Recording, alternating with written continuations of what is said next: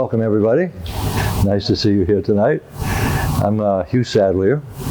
I'm a board-certified hypnotherapist. Been doing hypnosis for 29 years. And tonight we're going to be talking about treating Lyme and chronic health issues with hypnotherapy. But we're going to get into that a little bit later on, because in order to have a good understanding of how hypnosis works in that direction, I think it's going to be important and helpful for you to know more about hypnosis. Now, I know one of you has been in hypnosis before, but I want to ask, is it Ed? Yes. Yes, Ed. Have you been in hypnosis before? No. Okay. Now, if I ask that question again, you'd have to say yes. Do you have any idea what that refers to? Sleep? No, hypnosis is deep relaxation, but not sleep. Okay. But we all do it every day if you want to kind of think in that direction for a minute. Daydreaming? Yes, daydreaming would be one example.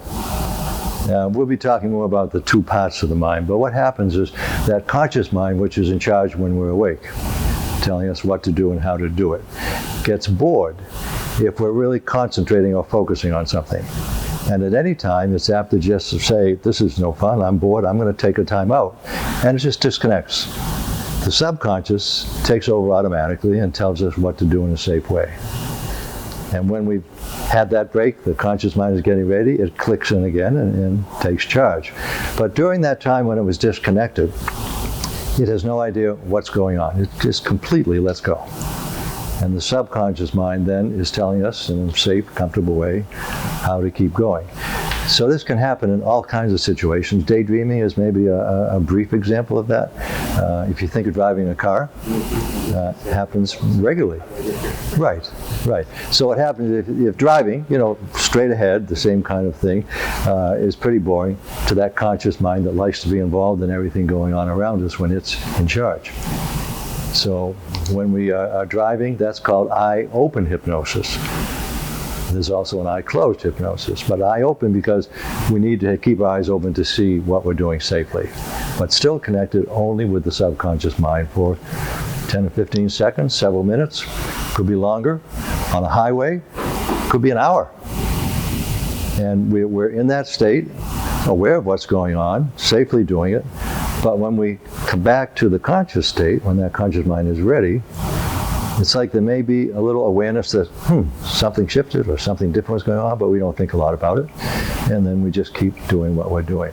So that's how hypnosis works on its own. Go ahead, Jim. Are you saying, Hugh,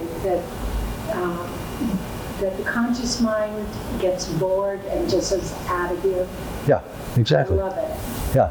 Think of the conscious mind, which is in control when we're awake, certainly. Yeah. But think of it being just liking to connect with everything that's going on around us. Yeah.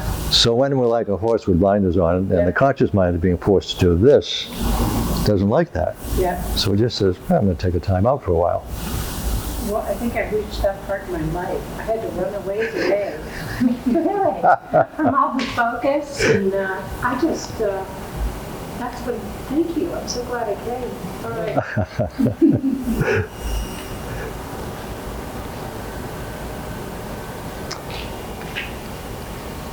So just a little bit about me to give you a little bit of background. I graduated from Bates College, majored in sociology, worked for a couple of years in Hartford, Connecticut at the Aetna Life and Casualty Insurance Company in their personnel department, writing job descriptions, interviewing employees for 2 years. And then that was okay, but I wanted to do more, so I went back to Springfield College to get a master's degree in education with a minor in psychology. And went on a 10-week fieldwork assignment and stayed on there for 4 years as a recreation specialist and eventually a unit supervisor at a place called the Children's Village in Dobbs Ferry, New York. It's about 20 miles north of New York City on the Hudson. It's a residential treatment center for emotionally disturbed boys. And when I went there as a recreation specialist, I think probably kind of wide-eyed and a little naive, perhaps, wanting to help emotionally disturbed kids. And I had 10 weeks of it, so I had an idea of what went on. But the population was ranging in age at that time from 12 to 18. And I think what was happening was that the people in charge were beginning to realize that if you don't work with youngsters who have sometimes pretty severe emotional problems earlier than that, you may not be able to help them much. So by the time I left 4 years later, when I was offered a higher position, I just decided I didn't think it was quite the niche that I was looking for. The population had dropped to 6 to 12, much younger. So after that, I was a high school guidance counselor for 15 years in several schools in Maine. 1991, I went for training in hypnosis, got certified, and then have been doing it ever since. People sometimes ask, and I'll just take a couple of minutes and tell you, how did I get interested in hypnosis? When I was a high school senior, this goes back to 1964, my roommate's brother from high school came up to have a weekend visit, and he had been dabbling in hypnosis, reading about it, practicing it, and I think with the bravado of a high school junior, he said he could hypnotize anybody. So my roommate and I looked at each other and we said, all right, we'll find someone that will be a good subject. So we had a friend down the hall who was blind from birth. Neat guy, just happened to be blind. So he said, sure, he'd come down and be a subject. So the only thing we even thought about hypnosis was there'd be some kind of a pendulum, and that would help the person go into a hypnotic state, whatever that was. So when Doug came down and this fellow realized he was blind, he just talked him into hypnosis. We were just going along with it. We didn't know what to expect. So when Doug was in hypnosis, this fellow gave him two suggestions. That when he came back to a fully conscious state, he was wearing a sweater over a collared shirt, that he would, after a couple of minutes, say, it's getting really warm in here. And he'd go back down to his room, leave his sweater there, and return. And after a few minutes, he would say, it's getting cold in here. And he'd reverse the process. And when he did exactly that, it blew us away. We had no idea what had happened. But I think it intrigued me, and I backburned it for 25, 26 years, and was thinking about another career change, and I thought, well, maybe hypnosis. So I started doing some reading and eventually took some workshops, and then in the spring of '91, I went for training and got certified as a result of that. And I think for two reasons. One, I was intrigued by it, and I knew it had the potential to help people, but I also wanted to make some changes in myself, and I was hoping that that might be a nice byproduct of it, and it's all worked out pretty well. So the training that I got and became certified, which I then took extra study and extra exams. I became board certified in 2008. And I have to, like professional people, maintain that certification. So usually in the past that had meant going to a big convention each year and attending lots of workshops and seminars. And then in more recent years, I've done a lot of teaching in adult ed classes, hypnosis related things. And that can count if you do that for 16 hours in a year. That can be your recertification credit. So that's where we got to right here and now. So what is hypnosis? One more question. Yeah. Where do you do it? Where do I do it? Mm-hmm. Old Orchard Beach in Portland, in this area. I know you mentioned that before. Yeah. Okay. And then I have a home in Blue Hill, so in Hancock County. I've been doing it the past several years in Bucksport, Ellsworth, and MDI, Mount Desert Island. This is a traditional definition of hypnosis, and then you're going to find out why I say it's traditional. It's an altered state of consciousness, which simply means that the conscious mind gets out of the way, and then we're connected with the subconscious mind. So it's like meditation, in which the subconscious mind is open to suggestions. That really is stating and implies that hypnotists will be giving lots of suggestions to the subconscious mind, and it's ready and willing to accept them. And that's true. But that's only in the traditional hypnosis sense, and I was trained in traditional hypnosis. That is to give lots of direct suggestions to the people that you're working with. New hypnotists will buy loose leaf notebooks filled with what are called scripts written by experienced hypnotists that are just loaded, 2, 3, 4 pages of suggestions in different ways that are intended to help a person release what they need to, and then replace that with what they want. The only thing about that that was a little questionable to me, and I didn't think about it a lot until I was in a situation where I had to think about it, is that it's a one-size-fits-all approach. And I was working with an elderly gentleman with about 6 months into my practice, and I was guiding him through this imagery that was intended to help him release whatever he was working on. And he was going to walk out in this field, and there's a large tree in the middle of it, and under the tree is a boulder with a sledgehammer beside it. And he simply had to, in his mind, pick up the sledgehammer, hit that boulder with it. Pieces would fly off, representing him releasing what he needed to. So he was quiet for a while, and I finally asked him how he was doing. He's in hypnosis. And he said, you know, I'm a very peaceful man. He said, I can't hit that boulder with the sledgehammer. And at that point, I had no idea what to do. I mean, my training was all in that direction. You know, the guided imagery, and it was supposed to work. So somehow we got through that, and he had some success. But I began thinking, well, wait a minute. If this approach is designed for a one-size-fits-all and everyone's an individual, it's going to work for some people, but it's not going to work for some people. So I started shifting my approach, realizing that the subconscious mind has a person's entire life stored there.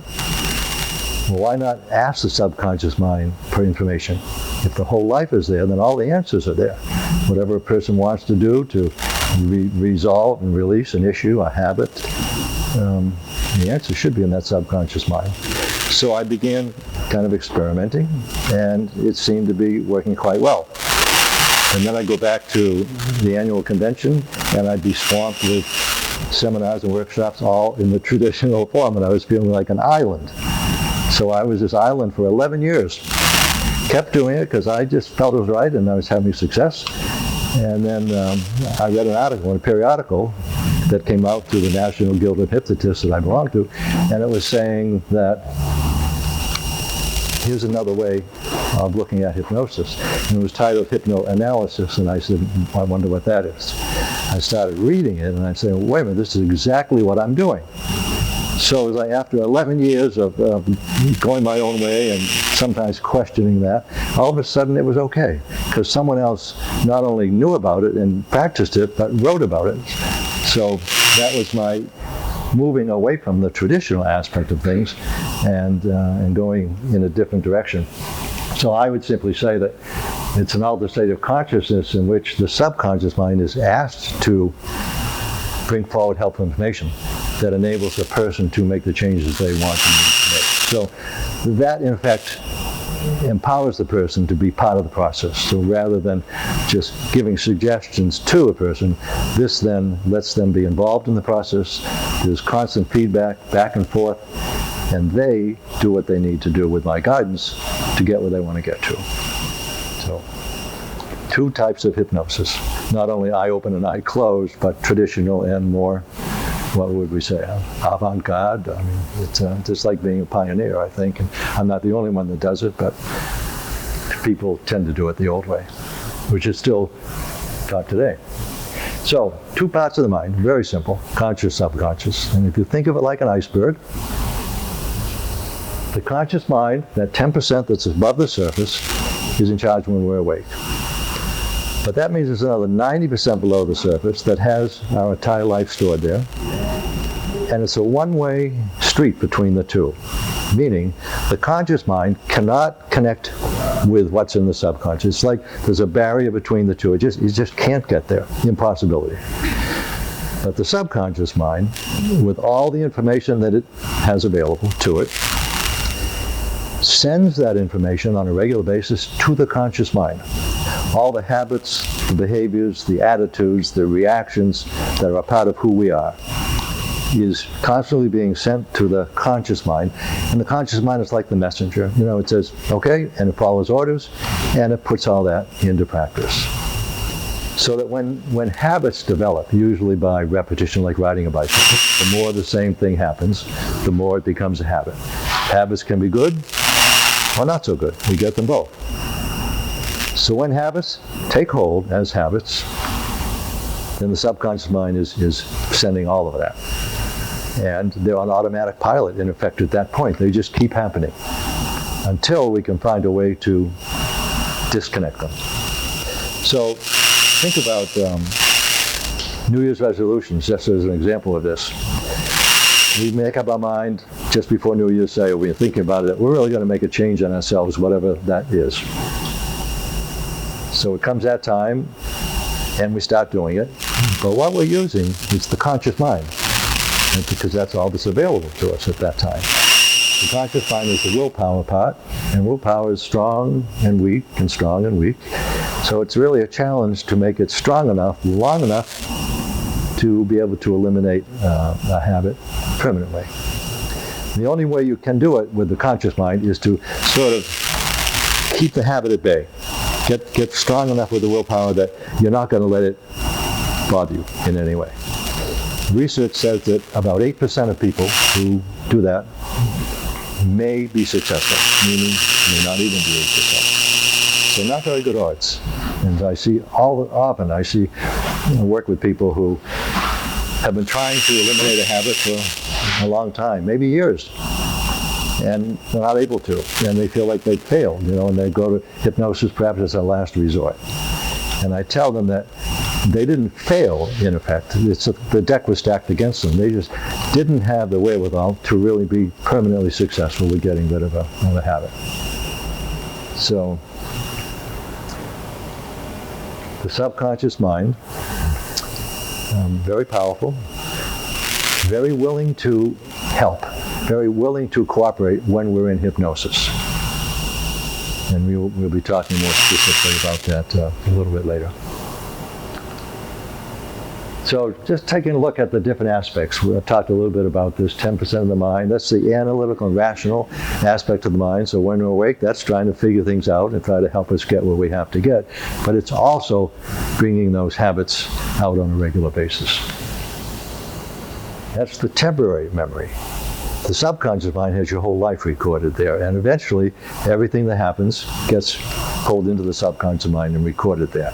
But while it's happening in the conscious state, we'll remember it for a while.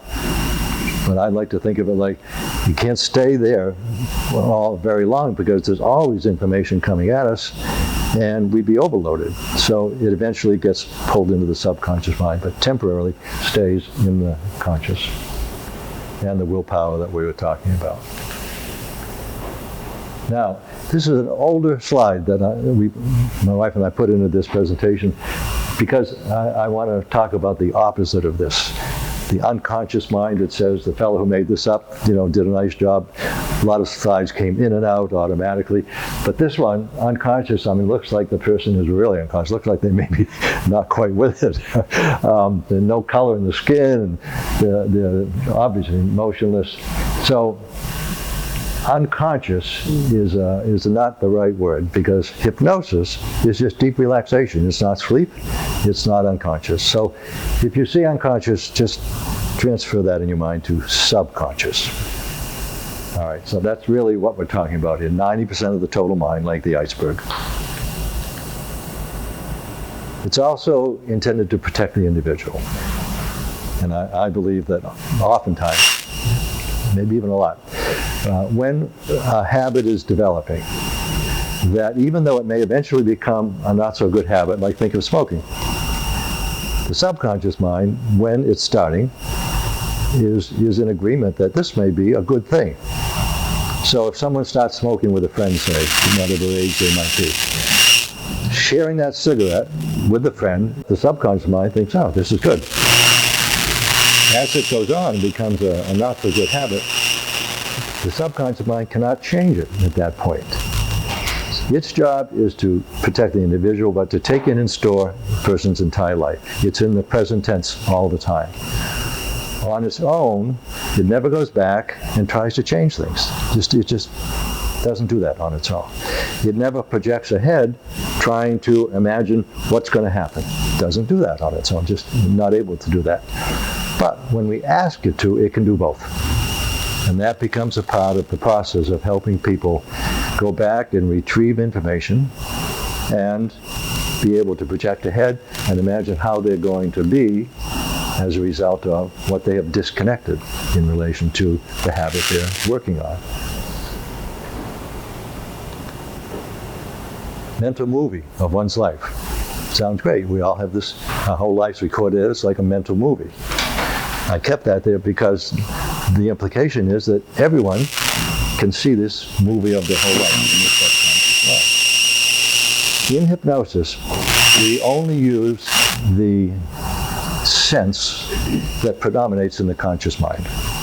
So if you think for a second, 60% of people are said to be primarily visual, meaning they, in hypnosis, just like in the conscious state, will see everything, because that's their way of connecting with and processing information. They have to see what's going on.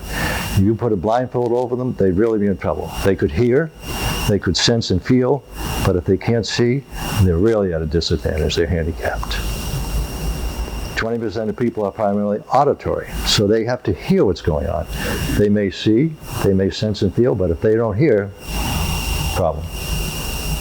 And 20% of people are primarily kinesthetic, so they sense and feel. They have to feel grounded in order to get that information and work with it. So in hypnosis, they do it the same way. If you're primarily visual, you'll see everything in hypnosis.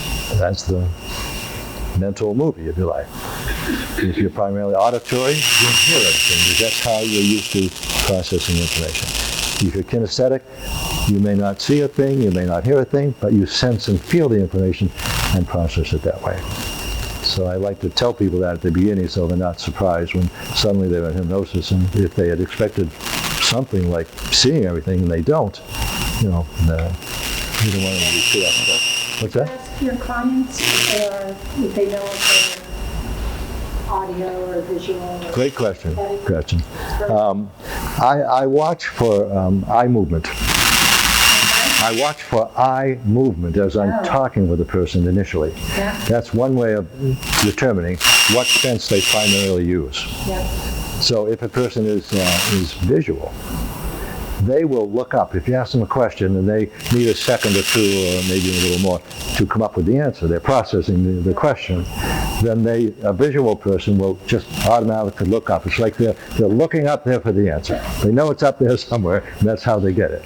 Okay. All right, if someone is auditory, think of the ears, and you ask them a question, they will tend to look, glancing side to side, trying to make sure they're hearing everything correctly. If someone's kinesthetic and they sense and feel, they have to feel grounded. So they will look down, and usually to the right. And it doesn't matter whether they're right or left-handed. They will usually just sort of glance down to the right. And so if you're talking with someone, anywhere, anytime, you can be aware of that. Yeah. And the idea is not only does it help you determine a person's primary sense that will be used in hypnosis, and then you can work in that direction with them, but it can be helpful in any situation. So if you're talking with, let's say, a new person, and you're aware that we're talking, and you're just aware that, they seem to be looking up, and you think, well, they're probably visual, right? So you can talk in their language. Yeah. You're talking, and they say something, you say, I see what you mean. Instant bond, instant rapport, because you're talking the same language. Yeah. And if you didn't do that, you could still have a rapport with people, but it wouldn't be as quick or maybe as effective. It might take longer to establish a bond. Well, how do you become so ambidextrous? With everybody's, if you're auditory, how do you become easy with visual? You can recognize that the visual, did you have to groom that? Right. And so it takes practice. It takes awareness, because along with having a conversation and being involved in the conversation, if you really want to be involved, then maybe you don't always remember to watch the eye movement. Mm-hmm. So what I do is that early in the process, I'll ask a person how relaxed they are. And ask them to imagine a ruler scale of relaxation, equal numbers from a light level at 1 to a deep level at 12. And they'll get a number from their subconscious mind, because it knows all about the body at any time. And when we give it a guideline like that ruler scale, here's the number, whether they see it or hear it or just connect with it. But if I'm not sure, just from the eye movement, or I just would like to make sure, I'll simply ask them how they became aware of that number. Did you see it? Did you hear it? Or were you just sort of aware of it? And when they say that, then I make a note that they're primarily kinesthetic or auditory or visual. And then as we go along, I might make an effort to talk a little bit of that kind of language with the person. Yeah. So we're just establishing that bond and reinforcing it as we go through the different techniques. But it's really a neat thing, a helpful thing in any kind of situation. Through hypnotherapy, are you improving the connection between the conscious and subconscious so that it makes it more of a this can help this? Otherwise, they're kind of functioning on their own, right? They're not really talking that much. It's definitely with the conscious mind. I mean, it is being told what to do, and it doesn't know that there's anything under the surface or back there that's really at the controls. But I think it's more of working with each part and trying to help them to either get out of the way of what a person's trying to do, or put in place something that's going to help the person be successful. So it's not, I don't think it's as much as a possible connection like you were saying, Kim, simply because that conscious mind does a great job of what it's designed to do in the conscious state, but that's it. It can't really go beyond that. So the subconscious mind is in charge. It's the control center for that whole mind-body connection. And as we go on, and you'll hear more, you see how we can do that, how we can work with the subconscious mind to help a person release what they need to in relation to a habit, and then they replace it with what they want. But that's all subconscious mind helping them do that. Conscious mind just is going to put everything into action when it gets established as a new habit in the subconscious mind. So it's really strengthening the subconscious, like driving the conscious mind to make those changes in behavior. Correct. Okay. Correct. And sometimes, and this happens more often than it used to when I was first doing hypnosis, people might have what we call a busy conscious mind, or an overactive conscious mind, that just kind of likes to keep going a lot of the time. And that may get in the way of going into hypnosis, because here we are trying to get the person to relax and slow down, and here's this conscious mind that it's become a habit that it just is kind of going often, and sometimes people just have trouble shutting it off. So then we have to get the heavy artillery out and have the subconscious mind really get involved and I would give suggestions to the conscious mind that this is what's happening and a change is getting ready to take place, and the conscious mind has no choice. And the subconscious mind is going to just send regular, powerful messages reminding the conscious mind that whenever the person's going into self-hypnosis, the conscious mind has to say, I'm out of here for a while. I'm going to disconnect. I'm going to take a break. I'm going to recharge my batteries, whatever it may be. And sometimes it takes a little practice and reinforcement to get that to happen. But a future benefit of that type of process is that if a person would like not to have that conscious mind, people sometimes call it a monkey mind, just busy all the time, it's possible that they and I and the subconscious mind, can work together to reduce the percentage of the busyness of that conscious mind. So in effect, it's reducing that habit to a lesser extent. And that can happen often, regularly, if a person wants to do that. So just another advantage of using that subconscious mind to get the conscious mind to make a change.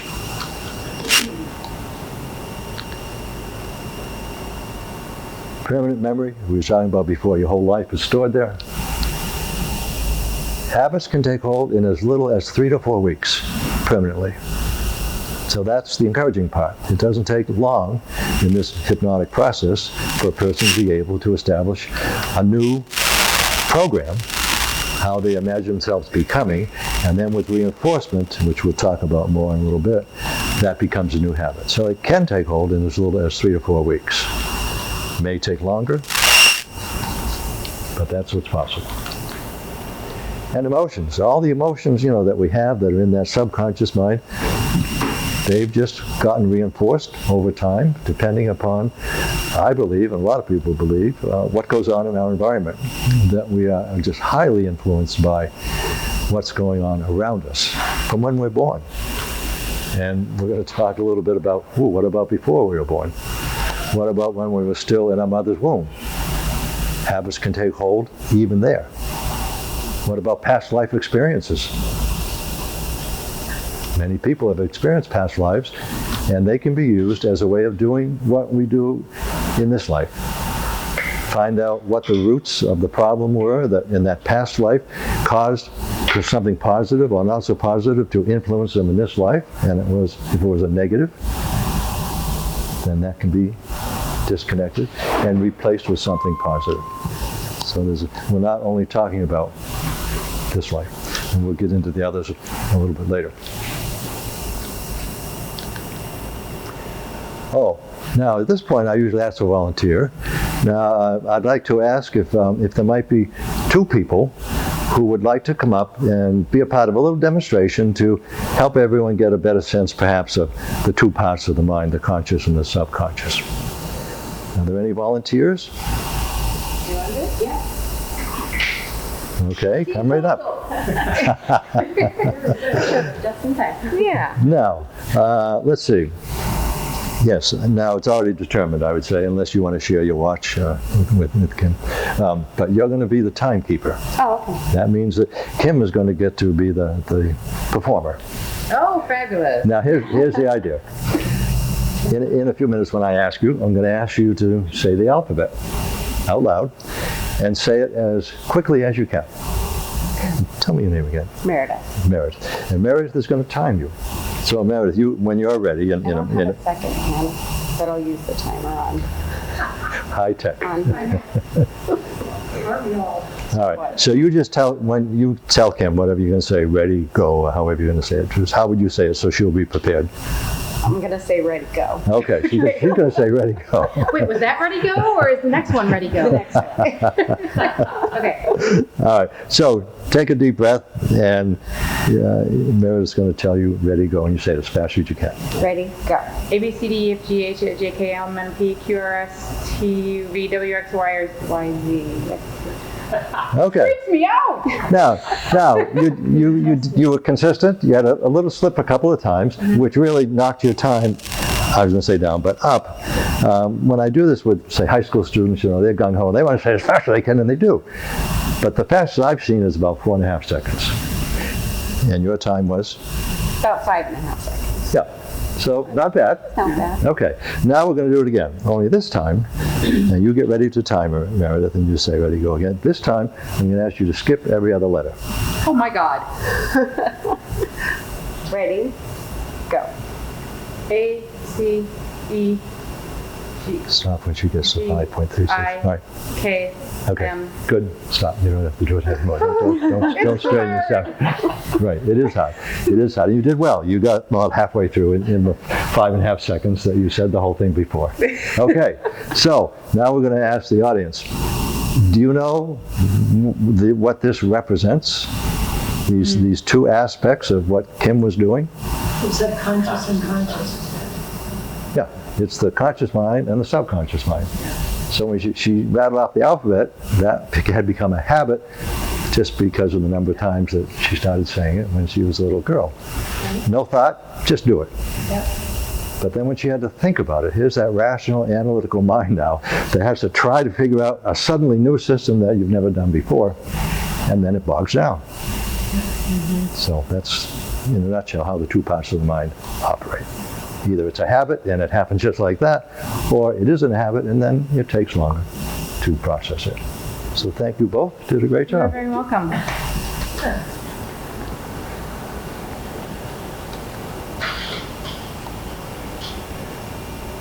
Just some quick facts about hypnosis. We've talked about it a little bit in different ways, but completely voluntary if you didn't know that.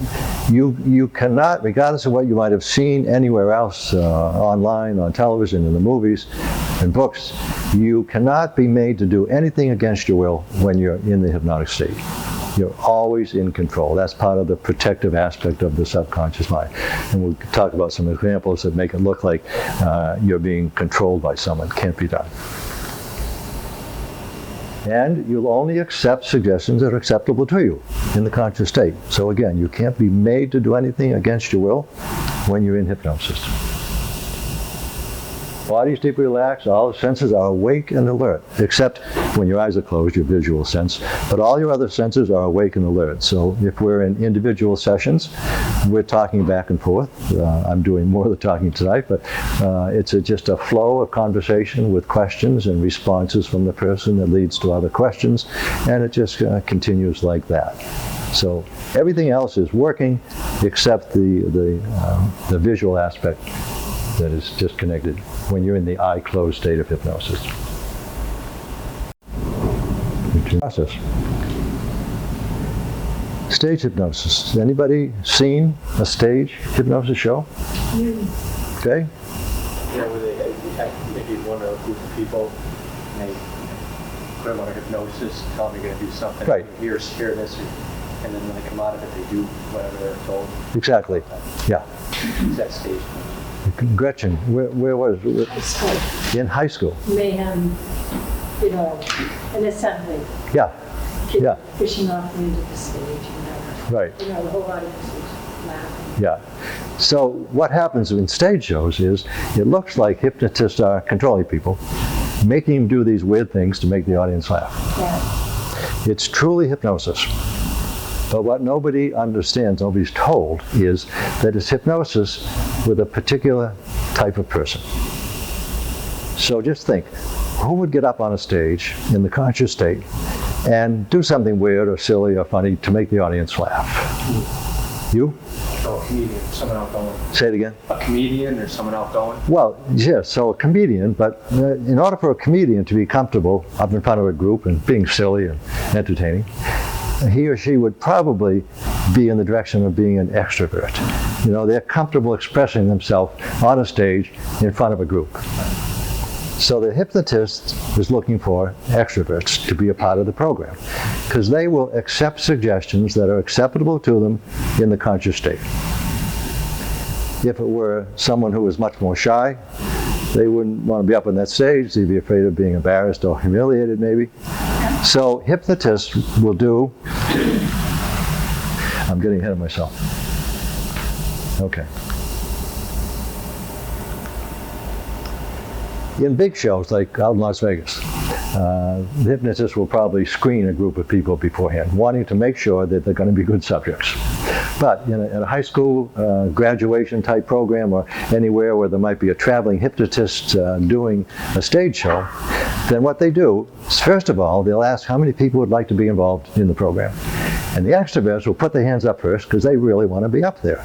So they're asked to come up.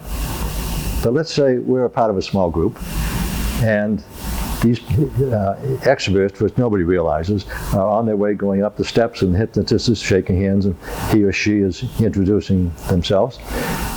And part of this little group is saying, "Hey, Hugh, why don't you go give it a try?" And I said, "Well, I don't know if I really like this." I said, "Come on." So the peer pressure says that I am going to get up on that stage. But I'm still not comfortable. I'm not sure what's going to happen. So the hypnotist is shaking hands with everyone as they come up. And that becomes a little suggestibility test to determine whether they're going to be a good subject or not. So the extroverts who really want to be up on that stage will have one of those handshakes. It's like an iron rod. And here comes Hugh, and he's kind of this lukewarm handshake because he's really uncertain, doesn't want to be up there probably. So he's asked to go back to his seat. So if you ever see a stage show and you see this happening, you'll understand that people, and it could be more than one, who are asked to go back to their seat, didn't have quite a firm enough handshake to convince the hypnotist that they are going to be a successful part of the program. So now everything's in place. People will go into hypnosis because they want to be there. They'll accept suggestions because they would do the same thing in the conscious state, and they can do these weird things, and everybody laughs and has a good time. But it gives the impression that hypnotists are controlling people. Can't be done. Spread that around, because it gives the traditional, the therapeutic hypnosis kind of a bad rap, because it seems like you're going to be controlled. Can't be done. So here we are with the group hypnosis. We talked a little bit about the individual and how that empowers people to do what they need to do. Group hypnosis is a one-size-fits-all. So that means that there are going to be limitations to it. When I teach adult ed classes, I have a maximum of 12, because that becomes, it's a workable number, but it's a challenge sometimes if it's a large group, because I try to individualize the process within the group setting as much as I can. So, as an example, if I want to make sure that everyone is going into their relaxed state as comfortably and deeply as they can, and so I'll ask a couple of times on that ruler scale of relaxation, ask people to connect with that, and allow a number to come into their awareness that tells them from their subconscious mind what number of relaxation they're at. Now, there might be a range of depths that people will get to out of a group of 10 or 12. So I'll not try to embarrass anybody, so I'll just ask how many people are in the 1, 2, or 3 range with that number that they got. And someone might put their hand up. That's right, how to relax. So only in an initial relaxing level, 1, 2, or 3. That's the lightest level. And then I'll ask how many are in the 4, 5, and 6 level. More hands go. 7, 8, 9 level, 10, 11, 12. Probably no one by that first question. So we'll do that a couple of times. But what I'm looking for is, if anybody is below or deeper than level 3, they're already all set. They're already in a state that they can be successful with in hypnosis. But if someone's still in the 1, 2, or 3 when I ask, then that's an indication that something's getting in the way. Something's resisting their being able to go deeper relaxed by that time. So then I say to the rest of the group, just stay nice and relaxed, enjoy being where you are for a minute or so. I'm going to work with another person who may need a little help. And then I'll go over and individually talk with the person. We'll try to find out what's causing that person to not be able to go deeper, and suggest that they just release that, let go of that. It's just getting in the way. And that usually works. So individualizing, even in a group setting, is important to make it as effective for everyone as possible.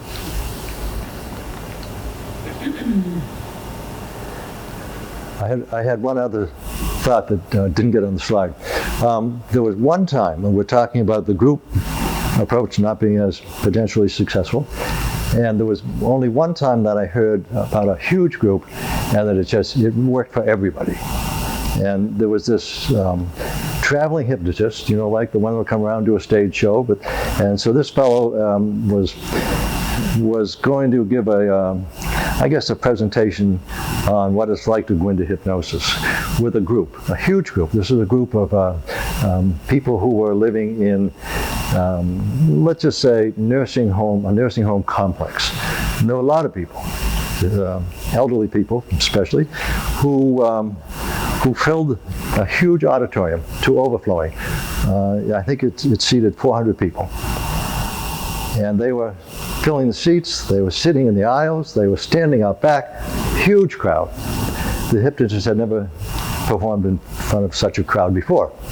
So he's giving a little introduction. He's got a 3-piece suit on, and he was looking pretty good.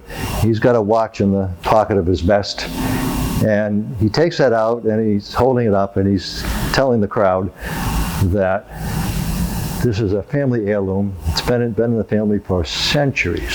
Came from Switzerland centuries ago, and he was the proud owner of it at this time. So he's talking about that, and he's holding it up to show them, and as he's holding it up, it starts moving side to side, the pendulum, and he's continuing to talk in a very soothing voice and giving people suggestions. They're watching the pendulum, and they're just drifting into hypnosis fast as For real sleep. What's that? For real sleep. So he's looking around, still talking, pendulum's still swinging automatically, and he's seeing that, well, it looks like everybody is in their relaxed state, and he had kind of a brain cramp, and the watch slipped out of his fingers. Dropped down to the floor, broke into 100 pieces. And he was just devastated. He looks down at this family heirloom for centuries that now is just in pieces, can't be put back together. He looks up and he says, "Oh shit." And it took him 3 days to clean up the auditorium. Well, thank you for laughing. This is a joke, right? You got it. What a riot. Okay. That's good. It's good to have a little fun, isn't it? Yeah. So, initial sessions, constant feedback back and forth, and the process just evolves. Of course, the hypnotist, who's the guide, has to help that evolvement, but it has a flow to it. Total client involvement, and that's what makes them feel good, that they have been empowered to be a part of the process and to actually make the results that they wanted. Do you know why we would say that all hypnosis is self-hypnosis? Any idea? You have to be a participant in letting it happen. Right, exactly. Yeah, we let it happen. We're in control all the time. We allow ourselves to go into that state. It's our story, too. We can't have other stories. Other people's stories, meaning their responses to them. Yeah, sounds right. Yeah. Person allows it to happen, simple as that. Or they don't allow it to happen. And if that happens, there's a reason for it. So then that could be explored. Useful tool for the future. Remember, the conscious mind is always in the present. But when we ask it to, it can help a person project ahead into the future and imagine what they're going to be like based on what they've disconnected. Think of when they're releasing the negative aspects of something, and they actually, even though this is a virtual process to the subconscious mind, it's real. So they imagine that they're gathering up in their subconscious mind one of the roots of the problem of their issue. And then they're going to imagine releasing that from the subconscious mind so completely that the impact of it on the person is gone for good. It can't come back. So they may release it to the universe where it dissipates. They may bury it in a deep hole, fill it in so it can't resurface. They may have a fire, like breaking a pile of leaves. Maybe it's a bonfire until it burns completely, there's nothing left. So they in their own way, I give them some examples, but they in their own way do that. And once they've done that, then they can start replacing or filling that gap or void that they created by releasing something. They can fill that with the way they want to be. So whenever they disconnect something, then I encourage them to project ahead and imagine how they're going to be as a result of what they just disconnected. So they've disconnected something that was a negative influence. They allowed an opening in the subconscious mind, which the subconscious would fill on its own. And we don't know whether that would be with something good or not so good.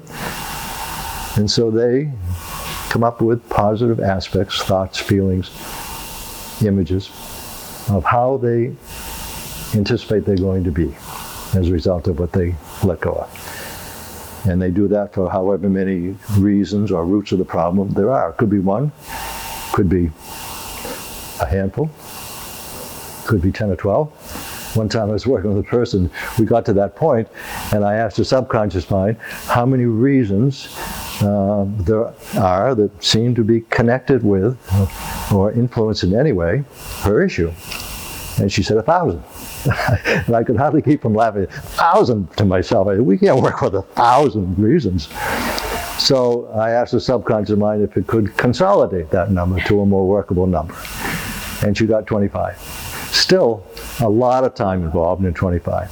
So I said, could it consolidate it one more time to a more workable number? She got 12. And I said, okay, we can work with 12. More than usual, but we worked with 12. So that's just one of the things, you never know what's going to happen. And you have to keep it a little bit realistic as far as what you can do with it. Pendulum. Anybody used a pendulum before? Yeah. Did you say yes? Yes. Yeah, okay. For those of you who haven't, I brought a couple of samples just to show you. It's just another form of hypnosis. Why use the pendulum for dowsing? For dowsing? Yeah. Yeah, right. And you can do that. You can also use it as a way of getting information. Okay. It's a little more challenging to do it. You're a little more restricted, but I'll just show you. So pendulums are usually some kind of a weight on a string. You know, you might imagine just a ball on a chain like that. That's traditional pendulum. If you want to, you can get a little fancier. This is my favorite. It's a tiger eye, and it's just, it's kind of pretty. I like it. And that can be a pendulum also. But one time I was working with a person, and the person who recommended that I work with this person was a relative of mine. And he said that, you know, so-and-so really likes chocolate. He said, so could you do something with chocolate? With hypnosis, he probably liked that. So I said, okay. So I made a pendulum. This was probably 20 years ago. And this was a test to see how long these things can last, too. I've had to tape it together a little bit, but it's still, you know, a pretty firm chocolate bar. So that became the pendulum. It's easier to see on a big one, you know, in a group than a smaller one, so I'm going to just demonstrate. The idea is this, and you could do this on your own. You could do anything. When I work with groups, and that's what was dropping here, this came apart, but you can get any kind of a weight, like washer, and you get any kind of a string and attach it, and it will be a pendulum. So people can do this on their own. And if I'm giving a class on self-hypnosis, then pendulum is just another part of that. So the idea is this, that you hold the pendulum comfortably in front of you,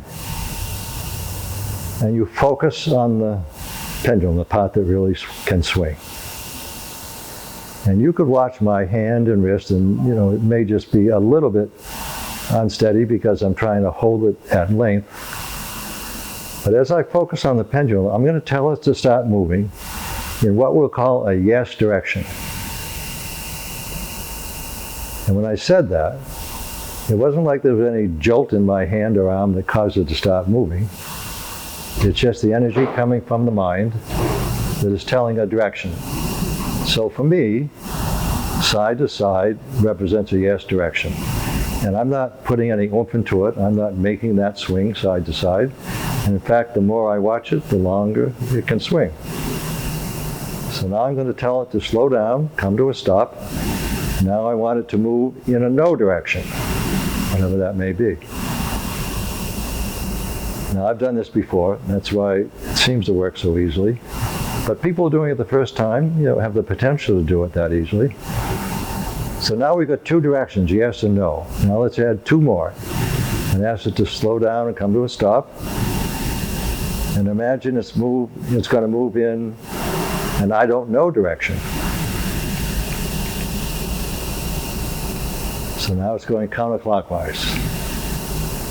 And then maybe we'll give it another direction. Have it come to a stop again. Let's have it move in, I don't want to answer that direction. So now it's going in a clockwise manner. So let's just do this. Someone looking at me, ask an obvious question, a question that the obvious response, like, do I have red hair? Or just something that comes to mind. And we'll see how the pendulum responds. I'm just going to stare at the pendulum. Are you speaking at Coastal Pharmacy and Wellness? Interesting. You see, it started in one direction because I didn't hear it easily. I was trying to, I think, process. I heard you kind of faintly, but you did say, am I speaking at Coastal Pharmacy and Wellness? And so that's my yes direction.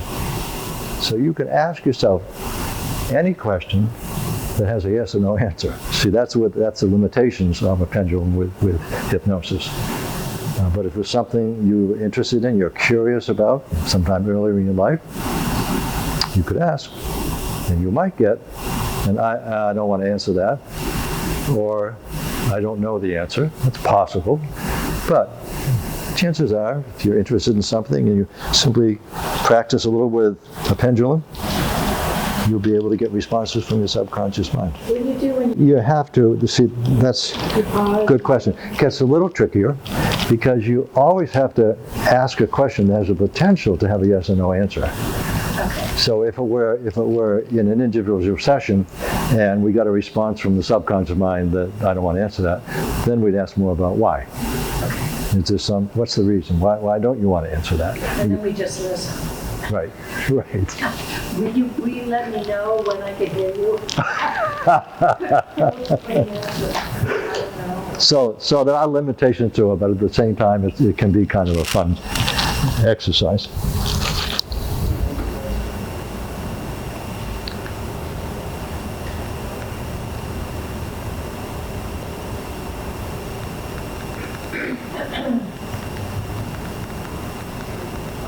All right, having a little technical difficulties. It's maybe my clicker.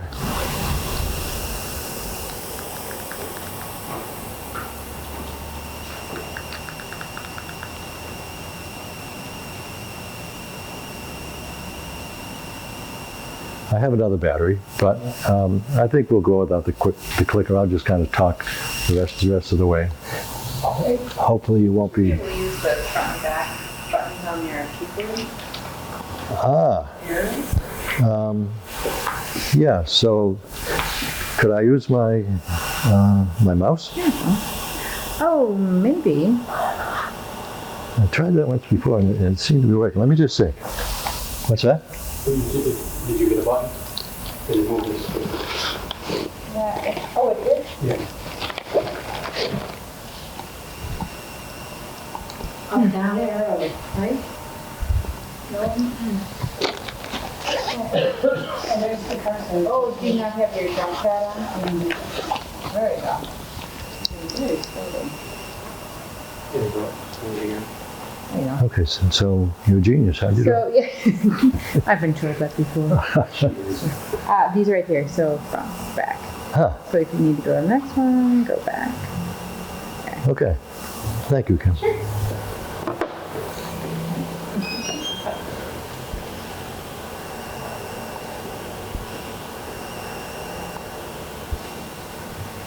Huh. So just quickly, professionals that use hypnosis. Hypnotists, traditional, straightforward, lots of suggestions. Lots of suggestions. Suggestions about what to do. Fairly structured approach, and that's safer if you want to think of it. If anybody with no training at all has the potential to become certified as a hypnotist. My sense is that the organizations have to be careful. They don't want some rogue coming in and maybe doing what I was doing a little bit, but just taking off and doing whatever they feel like doing. They want to maintain some sort of consistency in how the hypnotists are working with people. So an easy way to do that is to have a structured approach. It's like if we belong to some kind of a group. It could be a religion. It could be a group that's out there to many people. But if we're connected with, say, a group in some way, then that becomes simpler for us because we take in the doctrine or the beliefs of the group, and it's all black or white. You know, it either is or it isn't in that experience. We don't have to worry about gray areas. So I think the same thing applies to hypnotists who are trained traditionally. The organizations certainly want to have success, and they want to be able somehow to be assured that that's going to continue.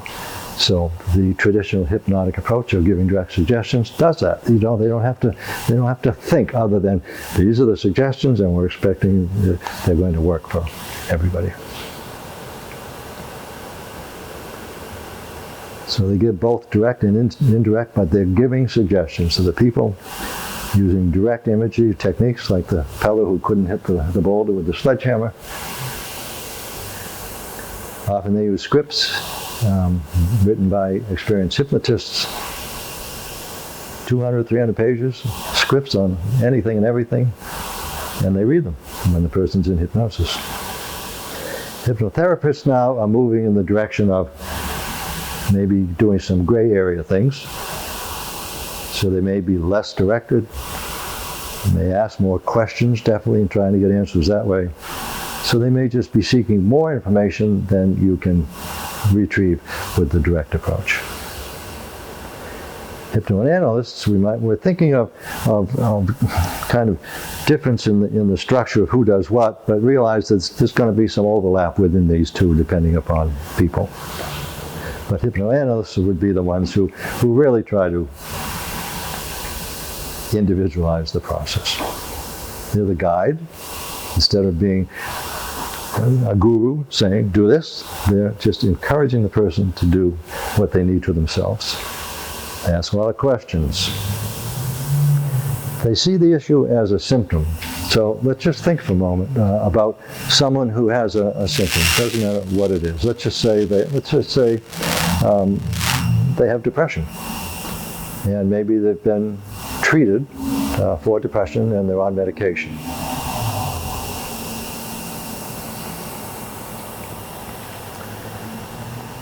The depression is, to maybe more traditional medical people or mental health people, is what needs to be fixed. So that's what they look at. They look at the terminology, the word, whatever it is, as what needs to be fixed, almost like an auto mechanic would. You know, we have a red light that's coming on in our car.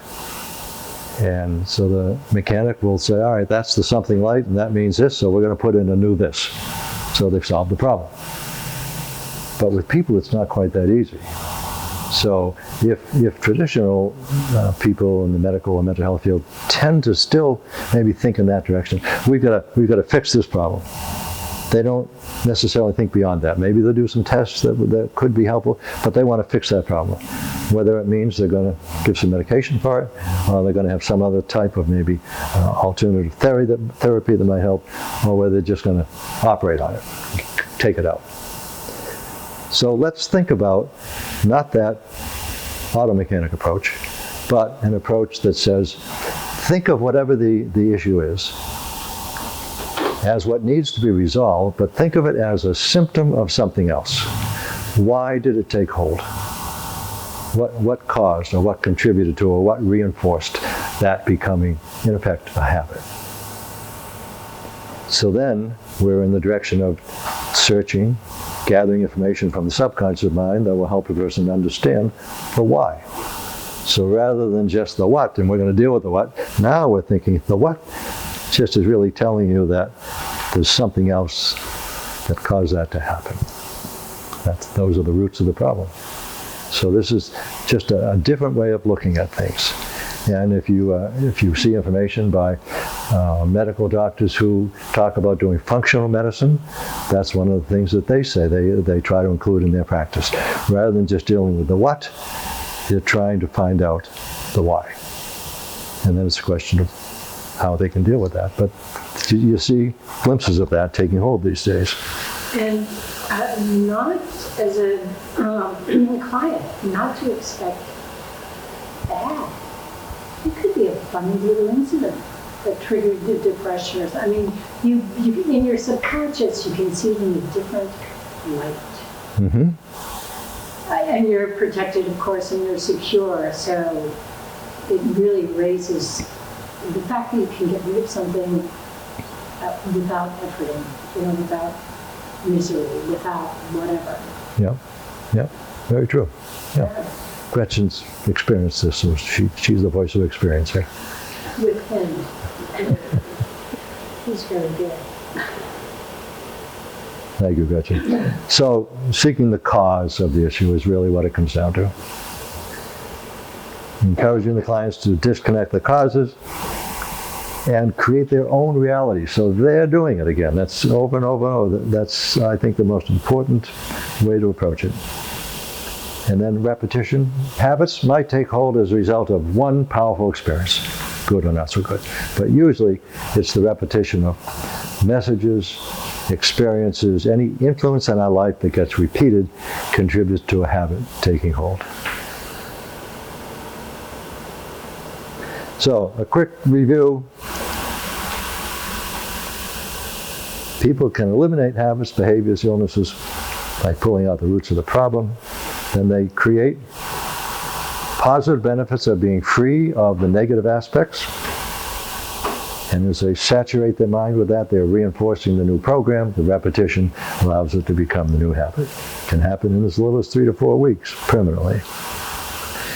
And what I do with people, and usually if they're working on a specific aspect of what they want to release, it might take 3 or 4 sessions. So compared with other types of therapies, it's very, very quick and efficient and permanent. So, Yeah. it can focus on eliminating bad habits, but it also can, let's say, like New Year's resolution, people want to lose weight, stop smoking, stop drinking. But if they want to do something that they just aren't motivated to do, but they know it's good from running, lifting, exercise. So you can use it to eliminate bad habits or create good habits? Yes. Okay. Yes. Yeah, and so you're right. Good point. So just be aware that there's a continuum there that says, all right, I want to get rid of bad habits, but maybe there's something that's contributing to something that I can't put my finger on that may have been kind of just holding me back a little bit. I think I should have more motivation. So that's my goal, to get more motivated. Well, so then we can focus on that, but still make sure that if there's something residual that's been getting in the way of that, we need to disconnect that first, and then that can just open up. And in that kind of a situation, it might happen a lot more quickly than, say, 4 sessions for sure. Yep, good question. I just wanted to briefly show you some authors and some books that have really influenced the way I use hypnosis. How many of you know the author Louise Hay? Yeah, this book. Okay. Wow. Yep. I found Louise Hayes' book in different covers. This is more of a coffee table look. She has one with a big rainbow heart on it. You can heal your life. And that's her philosophy. You can heal your life. No hypnosis, all conscious mind. But she's just so firm in her motivational ways of suggesting that you can do this. And she has three ways that she suggests doing, along with a book that is very, very, I think, wonderfully explanatory. So in the back of her book, she has what originally was a small blue book version, just Heal Your Life. And then she incorporated that in her larger book, You Can Heal Your Life, with a lot more text. So she has 3 columns near the back of her You Can Heal Your Life book. The first one just lists what she calls problems, negative things that we'd like not to have anymore. Doesn't matter what they are. They go from asthma all the way to whatever Z might have, and I can't remember right now. But several hundred, 200, 250 maybe, lots. Then she has, what I find fascinating, the middle column in that 3 column is probable cause. And I know she studied with all kinds of healers when she eventually went out to the West Coast. But the information I find is just very intriguing. Because usually in that probable cause, it might be 1, but usually it's 2 or 3, it could be 4 little things that Louise suggests might have contributed to this particular issue taking hold as a habit. And often, if I am talking with a client about it, and every once in a while we'll refer to Louise Hay, and if I ask a person if any of these probable causes connect with them, usually there's 1 that seems to, maybe even 2 sometimes. Very occasionally they'll say no, and I say, okay, we'll go on to something else. So it's a nice way of trying to get more information about those roots of the problem.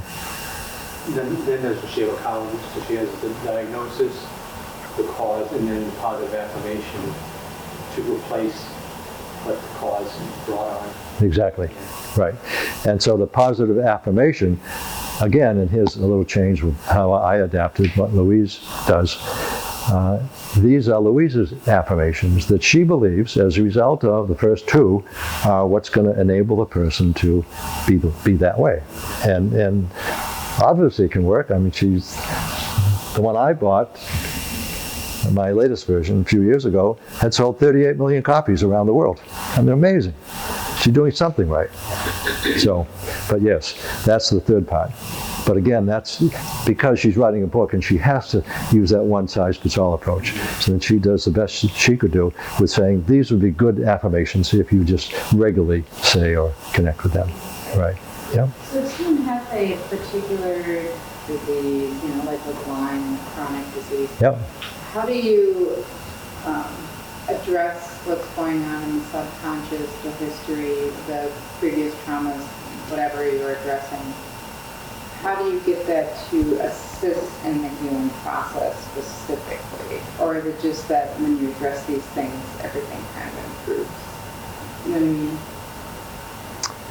I mean? I like to think that the more you can address specifically, the better chance you have of becoming free of the negative influences of whatever has been there.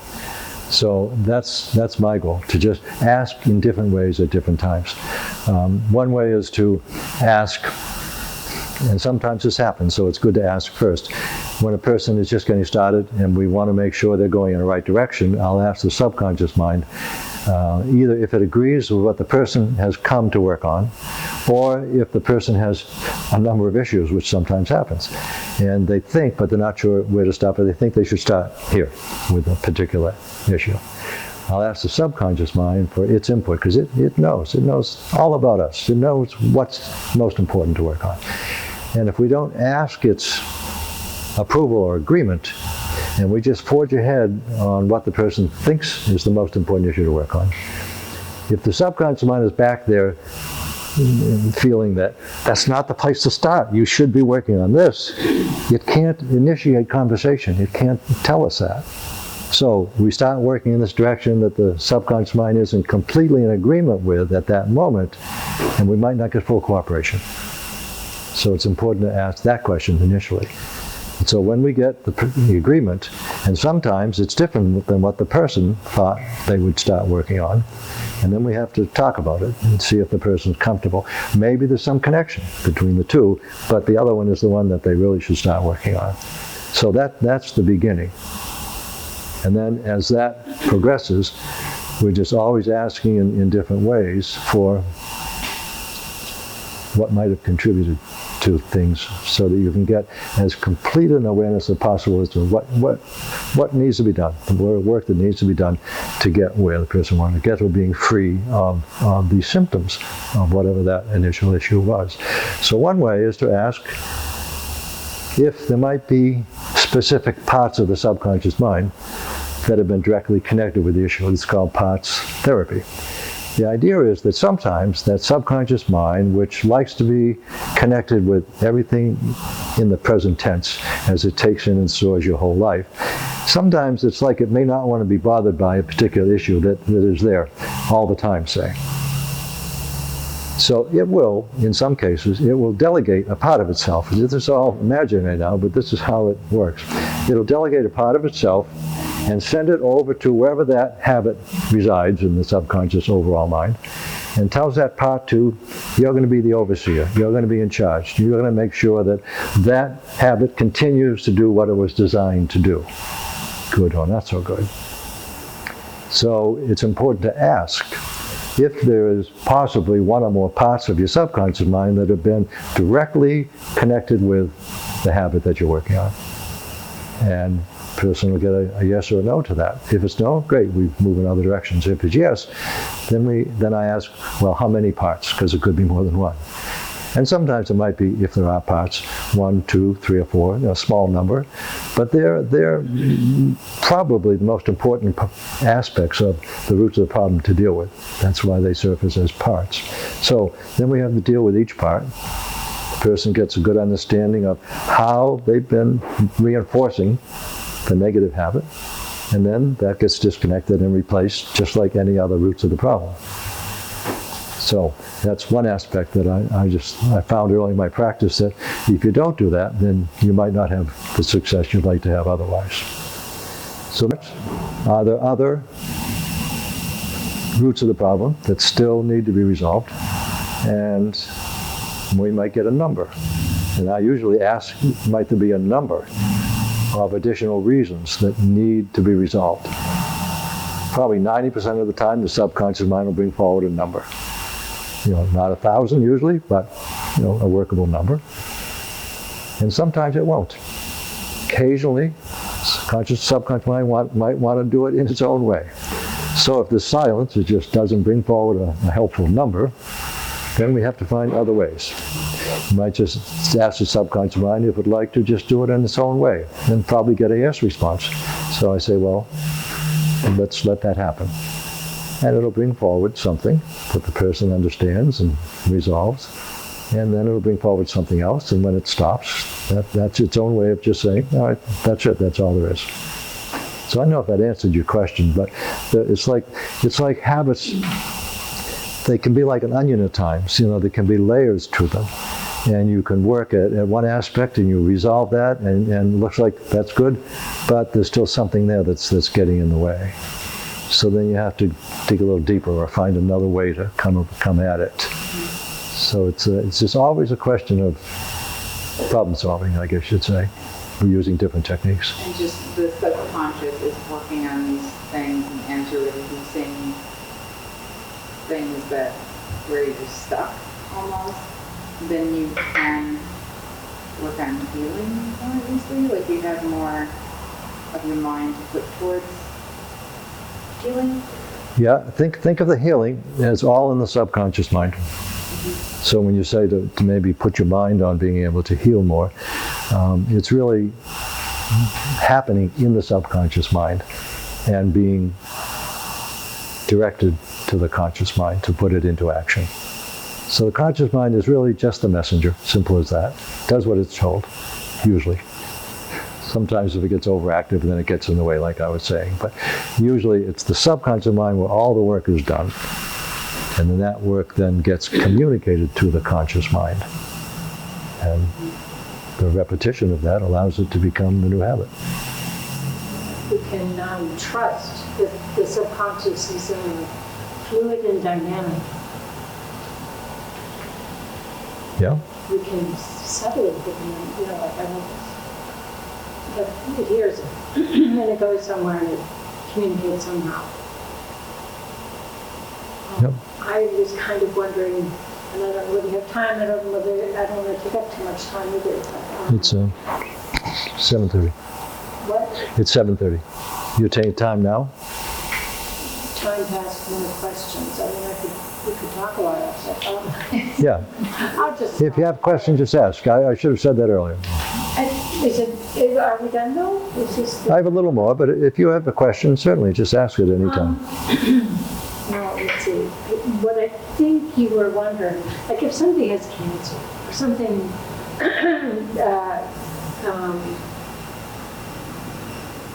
socially devastating, let's say. And so they have this issue that stopped them in their tracks, if you will. And they have to deal with it. Yeah. Something like that, in fact. And then they're searching for reasons that they do hypnosis, the issues, the symptoms.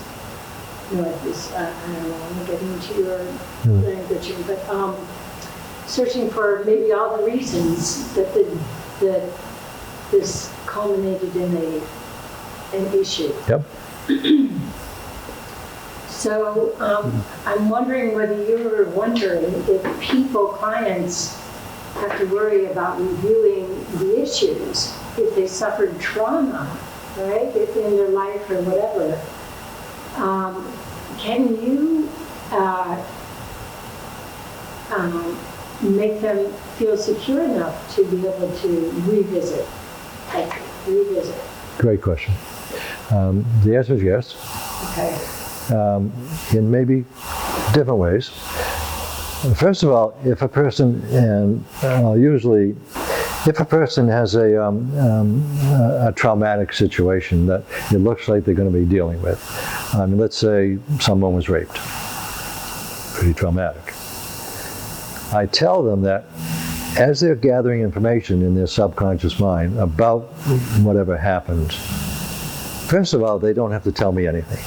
Right. So that maybe gives them a little more freedom to be able to explore without feeling uncomfortable or embarrassed in any way. Okay. Secondly, I remind them that they're always in control. So if they're gathering information about a particular whatever, and they're finding that they're starting to get anxious, starting to get fearful, which might have happened originally with that situation, then they have options. I mean, I would be aware of it if they're showing signs of Right. being uncomfortable, and I might ask them how they're doing, remind them that if it's important for them to re-experience that, the subconscious mind will, kind of be with them, and they should know that. But if they're really starting to get uncomfortable with the information that they're going back to, and when you're in hypnosis and you go back to something, it's like you're reliving it. It's in the present tense once again. Right. And that's an indication you're truly in hypnosis. If someone is talking in past tense like they're remembering, they're not in hypnosis. So a person is back there re-experiencing, and they're starting to get visibly upset. So I remind them that they can step aside or step back and imagine themselves as a neutral observer, and they can get an idea of what happened without any emotional response. Yeah. If it really gets uncomfortable, they can pop back to a conscious state and take a break. So by giving them options that keep them as safe as possible, it's just another way of kind of enabling them to get whatever information they're going to need to be able to disconnect the impact of it completely.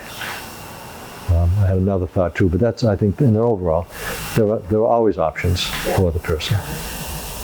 So let me just maybe zoom through. So that's one. Biology of belief. Anybody know the name Bruce Lipton? He studied epigenetics. So epigenetics is the study of genetics, but more in the direction not only of simply inherited DNA and genes, but studying how the DNA may change as a result of other factors that are not in the DNA sequence. So other factors in the environment that actually can change genes.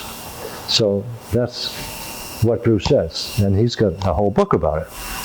But he's been doing this over 45 years and is highly respected, and a lot of other people are, in their own way, getting on the bandwagon that yeah, this is the way it really seems to be.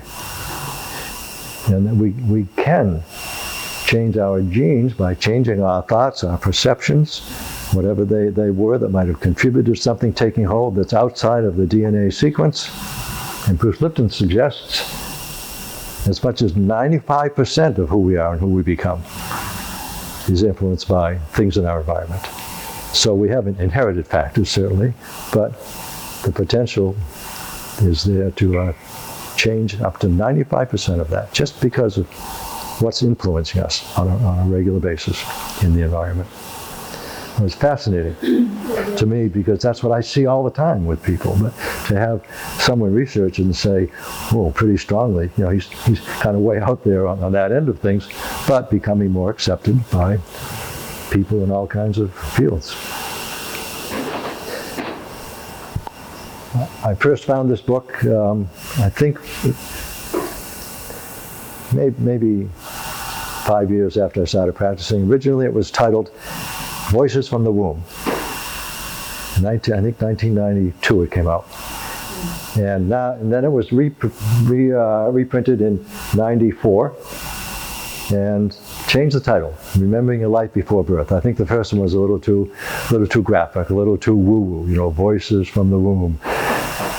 But he was working with people as a hypnotist/counselor and wasn't getting the results he wanted, so he started experimenting with time in the womb, and eventually wrote a book about all kinds of case studies indicating that when we're in the womb, we're aware of what's going on around us.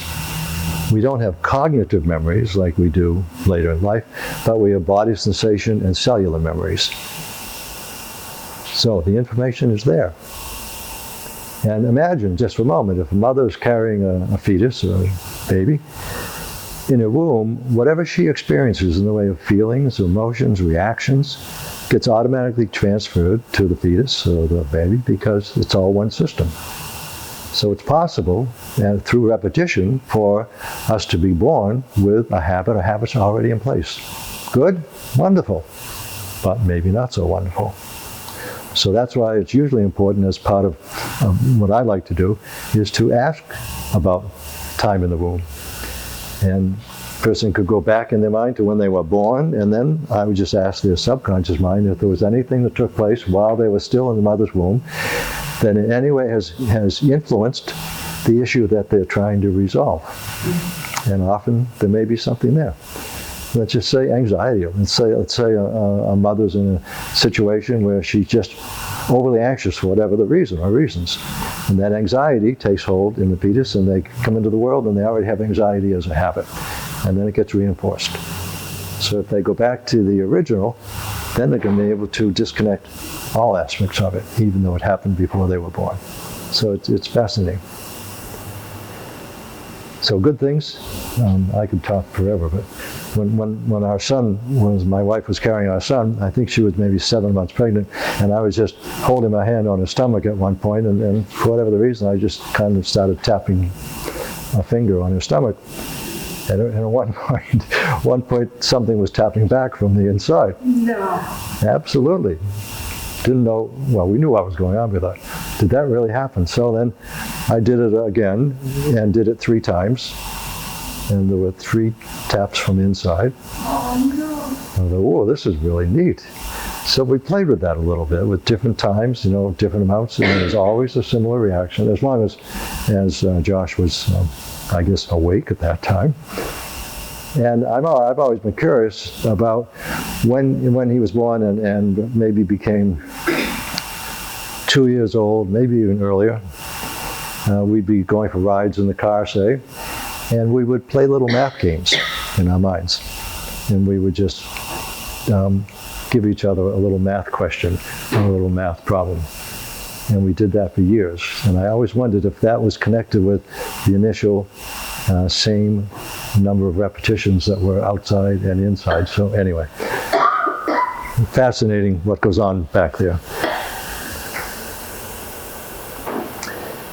Past lives, Bruce Weiss, psychiatrist, wrote the first book. Many others since then.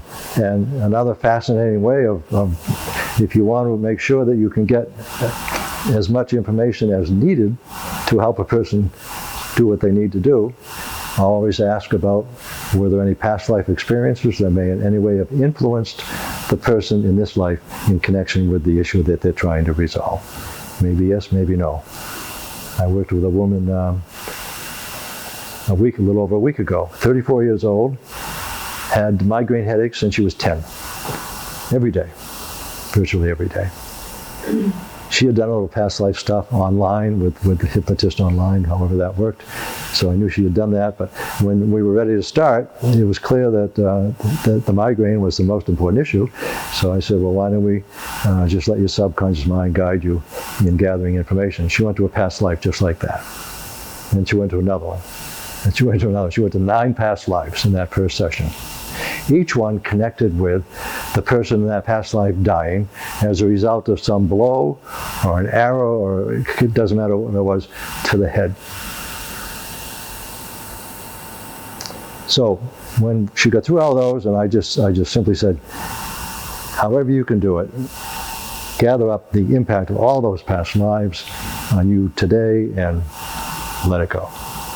She did. So she came back to full consciousness. I didn't know she had a migraine when she came. We didn't get there. But I asked how she was feeling, and she said, good, my migraine's gone. And I said, great. Thinking, whoa, that was neat. So I just gave her a few more thoughts or suggestions and went out and talked with her mother, who was the financier, as she called herself, and said that, let's just see how this goes for a week or so. I said, it's possible, very unusual, it's possible that she may have eliminated the migraines. I said, only one other time in 29 years did something like that, that there was a fairly intense physical problem, get completely resolved in that first session. So a week was Monday of this week, and she didn't call. Tuesday, got to be noontime, she hadn't called, and I thought, gee, I wonder what's going on. Maybe the migraines came back, I should give her a call. So I called, and she's very casual. I said, so I'm just checking in and wondering how you've been doing. And she said, good. I said, well, how about the headaches? And she said, well, they're gone, they haven't come back. So at least for the first 8 days, no migraines. hopefully that will continue. If not, there may be something else that could be not quite disconnected, but that's another example of the power of the mind. It's gone, just like that. 24 years of migraines. Do you have a conscious memory of what is addressed in hypnotherapy? Yes, good question. Remember I was saying that when you slip into hypnosis, like when you're driving, conscious mind, when it takes control, has no memory of what was happening during that time. It's the opposite. When you're in what I would call therapeutic hypnosis, you remember everything. All your senses are awake and working. I don't know if I can technically explain why that is, but it is. Remember everything. Yep. I could keep going, and maybe it's time not to keep going. Anyway, a couple of other books. I want to talk just for a couple of minutes. We're just about out of time. But I was saving sort of the best for last. You know, we're talking about Lyme initially, and chronic issues like pain. They work the same way as what we've been talking about. So whether it's Lyme, chronic Lyme, or whether it's chronic pain, like more than 6 months, I've read, is an indication that it becomes chronic, Lyme, pain, whatever. And I had something to read to you, and you don't need to hear it all, but this was a woman who I worked with last spring, and she had Lyme for, it wasn't diagnosed originally, but she knew she had the symptoms that eventually were called Lyme for over 20 years. She's 46 years old. And she had a lot of trauma in her life. So one of the screens would talk about Dietrich Klinghardt. Anybody know that name? He's sort of I would think, the Lyme guru in the world. He's German. He's a PhD, MD, so he does a lot of research and also a lot of medical intervention for Lyme. And he says clearly, and you've got a brochure that explains this, so you don't have to have the slide. But he says that in order to be able to eliminate chronic Lyme and all of its symptoms, it's important to establish a dialogue with the subconscious mind. And that's in the middle of the Lyme brochure that you have. He says the unresolved psychological issues, such as early childhood physical or psychological trauma, trap metals, mercury, and other toxins inside the body in ways that cannot be mobilized or released with current spiral heat agents. So whatever medical practices are being used, if trauma has been involved in the person and they get Lyme, then the trauma holds the spirochetes at a deep cellular level that won't release them to any other medical methods that are available right now. So he says you establish a dialogue with the subconscious mind, which they used to do with kinesiology, muscle testing. You know, if you have pressure, and if the answer is no, maybe you get weaker, or if it's yes, you're nice and strong. So they would use that. I've heard they now also use hypnosis as a way of helping identify and release the impact of trauma. And he says that's why they have more success than anyone else. He's not bashful. I heard an audio interview of him with Dr. McCullough, who's an online watchdog. And it was fascinating. I mean, he was just talking way over my head all through much of it. But when he got to this part, and I could really tune into what he's saying, it was fascinating. So I've used that with some Lyme patients. I used it myself a year ago, March. My wife and I went out to California, came back, we had Lyme. Heather had it first. She was very fatigued for a while. And then I heard her kind of yelling loud enough to get my attention in the shower one morning. And she said, "What's that?" So I looked in the bottom of the tub, and there was an engorged tick mark. But she had Lyme. So she went on doxycycline, and then soon after that, I started having some pain in my shoulders and started being a little suspicious, and went up to our home in Blue Hill on a particular day, and by the time I came back, it was really very painful. So my PCP wasn't in the office that day, so we went to Mercy, this sort of emergency care where we had gone for Heather. And they said, well, you certainly got symptoms, and we don't know for sure about the testing yet, but we suggest going on doxycycline, which I said, fine. So I went on the doxycycline, and within a day or so, things really started to take hold. And I had this excruciating pain, my shoulders, across the shoulders, up into my neck. For 2 days, I would say I was just at the mercy of pain that I'd never experienced before, just excruciating pain. Couldn't move my head at one point, just hardly move my head, not getting any sleep. And so my way of trying to deal that was to tense up and to fight it and try to control it that way. And after 2 days of that, the light bulb went on, and I said, whoa, what about Dr. Klinghart's way of dealing with it?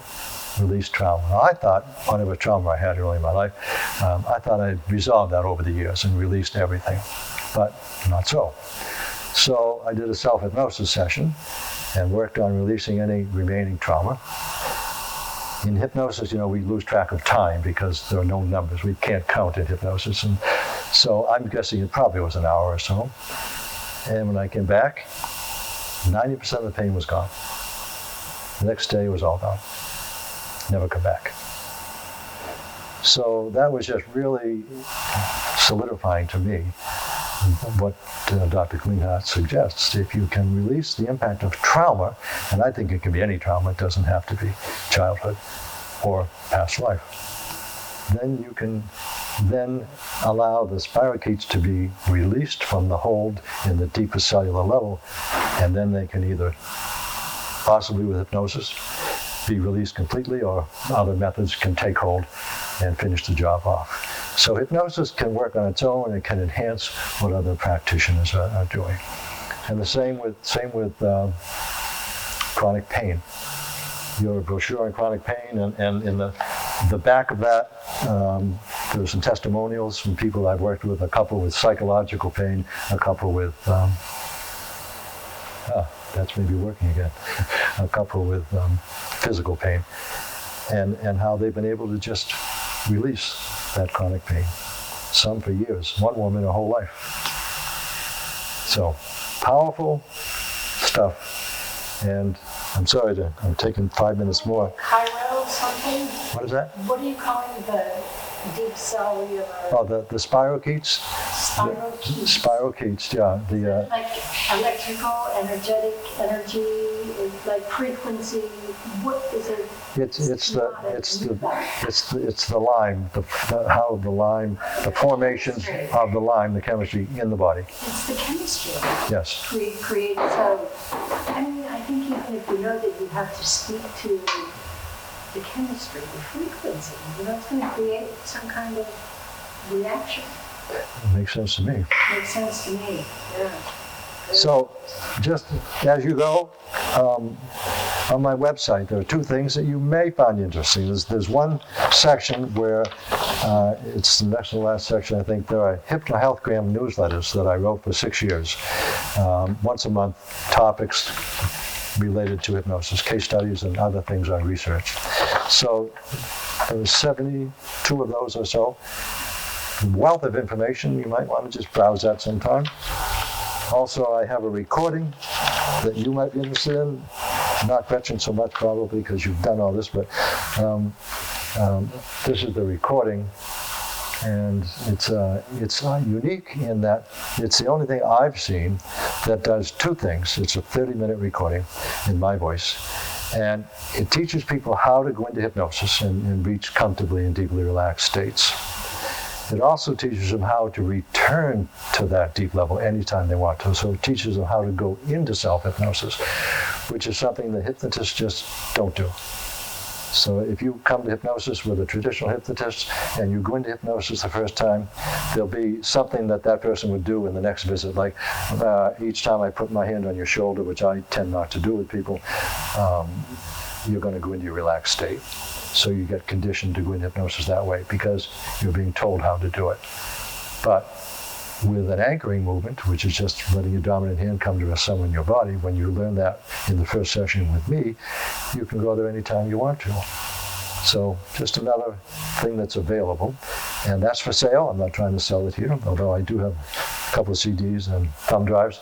But it's unique in that I've never seen anything like it. You get both. You get deep relaxation and the ability to go back into the state by yourself whenever you want to. So, Well, I made a note that I never got that MP3 in my notes tonight. I would like it. yes.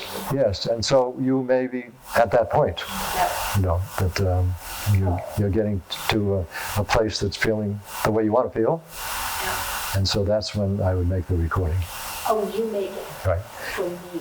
For you, because Not just a general CD. no, that one size fits all, you see. One size fits So all. it's a personalized recording I see. that really puts into place everything the person has done. Yep. So it's my voice, but it's your work. Well, thank you, everybody. Thank you.